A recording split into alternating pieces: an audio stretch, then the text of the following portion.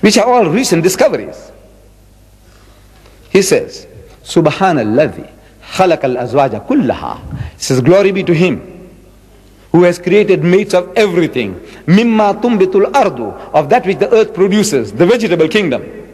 Wa min anfusikum, and from among yourselves, the animal kingdom. And wa mimma la ya'lamun, and of things that you don't know. Mates of everything. It's a recent discovery that even plants, flowers have sexes. There are some flowers that have male and female in itself. There are other plants and trees, they are separate sexes. Like the date palm. The male tree is different from the female tree. I'm sure you Arabs know that. See, we didn't know that. Mankind didn't know that. In the time of the Prophet, they didn't know that.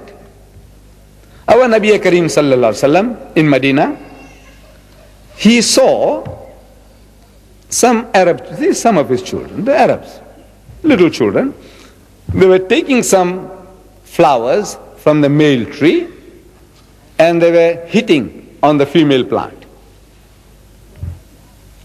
So our Nabi asked the people, he said, why are they doing that? He said, we don't know. He said, no, he said, we saw our fathers doing it.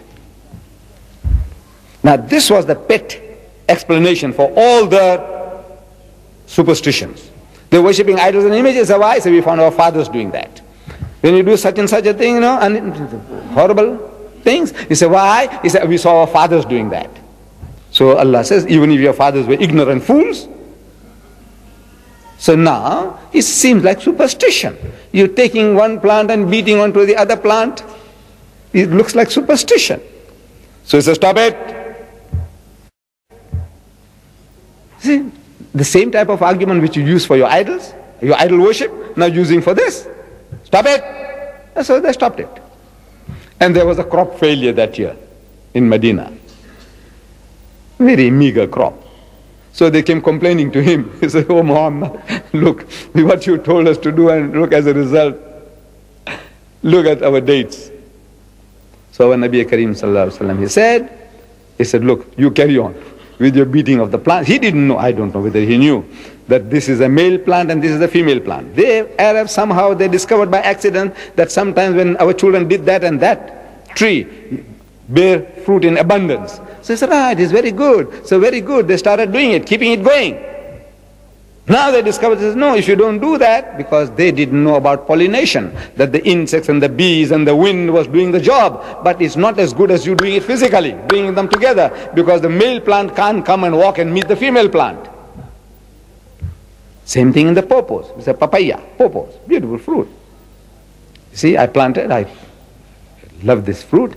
I ate one day and very tasty, so I took the seeds and I threw in my garden. And two pawpaw trees, they started, papaya, started growing. I don't know what you call it. Pawpaws. Is it understood? Papayas. We say papaya. They started growing. And in time they bore fruit, delicious fruit. Very tasty. So I took the seed and I planted again. Nothing. And I keep on planting the seeds, nothing is happening. Then I dried them up in ashes and planted, nothing happens. Then different ways of treating the seed. I tried and tried and tried, nothing happens. And I can't understand. Why? What's happened? When I threw the thing first and it grew, and now nothing is growing out of these seeds. The seeds look perfect. And it took me a long time to discover what when Allah says, Subhanallazi khalaqal azwaja kullaha mimma tumbitul ardu, of the vegetable kingdom. Then I found that the pawpaw trees, this papaya, there is a male tree and a female tree, like in the dates. The female tree has big flowers growing around the trunk. The male tree has a small stalks, and at the end of it are small flowers. The bees and the wind, that's the job of pollination. If there is a male tree around, it will be fertile. If there's no male tree, you can have 100 female trees, you'll get the fruit. But the seeds are all useless, worthless. You can't plant the seeds. You can't have any more pawpaws. Once they're old and dead, gone, finishes the finish. 1400 years ago, Allah Bari Ta'ala, through his Ummi Prophet, is telling us, Subhanallazi, glory be to him, khalaqal azwaja kullaha. Miracle of knowledge. I think I will end with this one last example for this evening. As I say, there are endless, wallah, there are endless. An illiterate a layman like me, I can give you a dozen. I give you, this book of Allah is a miracle of journalism. Journalism is a miracle, wallah, of embryology, what information it gives you. Psychology, look, each and every man of science, I said, go to the book and look at the book, analyze it from your particular form of knowledge that Allah gave you and look at it. It's a miracle from every point of view, wallah. Mu'jiza is a miracle of miracles. So, I said, journalism. You see, I discovered this by accident. Most of these things I'm discovering by accident. But accidents are no accidents. Allah Bari Ta'ala is Musabbibul Asbab. He creates opportunities. If your eyes are open, somebody is speaking and he gives you a cue and you discover something. And somebody shows you something and you discover something. Because you are in the field. I live outside Durban, about 20 miles out. And every morning I was traveling at a road, in the roads we call the beach road, like the Corniche, on the seaside, into Durban. Now they have a freeway, so I don't use that Corniche road anymore, the beach road anymore. I take the freeway because it's faster, quicker, no obstruction to get to my work.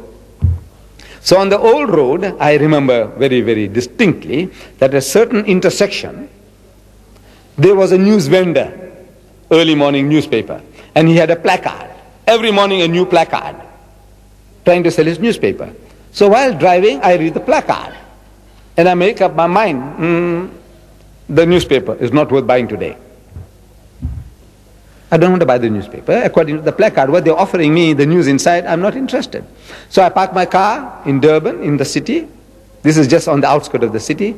In the city, I park my car, I take a walk to my office, and on the way, another intersection, I see the same newspaper seller, not the same man, but for the same newspaper, but there's a placard, it's different. I read the placard and I buy the paper.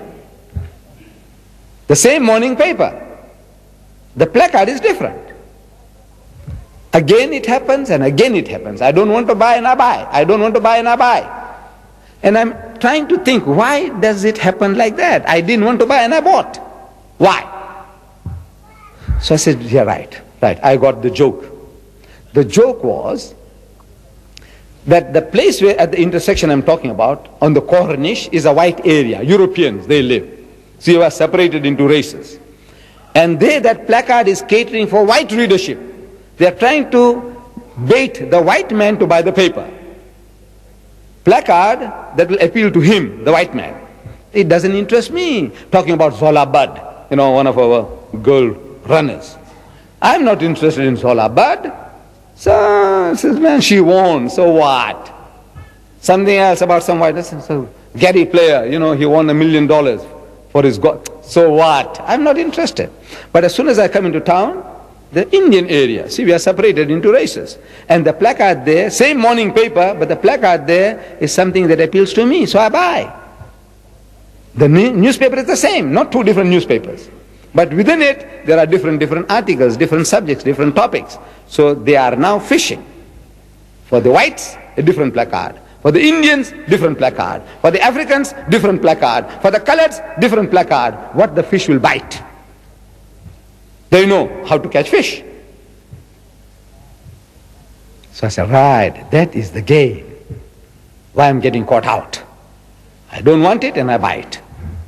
So the best journalist, the master journalist, is a journalist who can give you a placard that everybody will buy.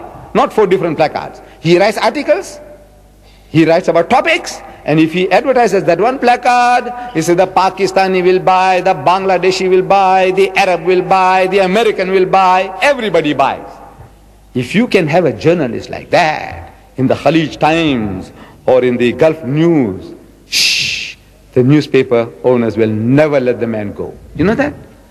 Every day a placard which makes his paper everybody to buy. He's a master journalist. And Muhammad sallallahu alaihi wasallam is such a journalist. He's not him. He's a master journalist. above, the omnipotent, the omniscient, knowing his creation, knowing how to